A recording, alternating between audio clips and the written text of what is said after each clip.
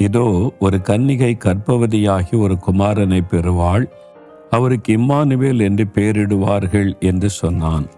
Emmanuel என்பதற்கு தேவன் நம்மோடு இருக்கிறார் என்று அர்த்தமாம். காணக்கூடாத இறைவன், மனிதரால் கண்டிராதவரும் காணக்கூடாதவருமாயிருக்கிறவர், மனிதர்களுக்கு தன்னை வெளிப்படுத்தவும் மனிதர்களுக்கு ஒரு ஆசீர்வாதத்தை கொண்டு வரவும் அவர் மனு ரூபம் கொண்டு இந்த உலகத்தில் இறங்கினார். அவர் இந்த உலகத்தில் மனிதனாய் அவதரித்த போது அவருக்கு பல பெயர்கள் கொடுக்கப்பட்டது.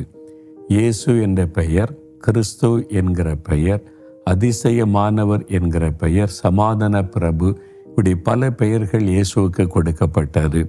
ஒவ்வொரு பெயர்களும் அவருடைய வல்லமை, அவருடைய சுபாவம், அவர் நமக்கு தருகிற ஆசீர்வாதத்தை வெளிப்படுத்துகிறாரு. இந்த இடத்தில் அவருக்கு ஒரு அழகான பெயர் சொல்லப்படுகிறாரு. கன்னிகை கர்ப்பவதியாகி ஒரு குழந்தையை பெற்றெடுப்பாள்,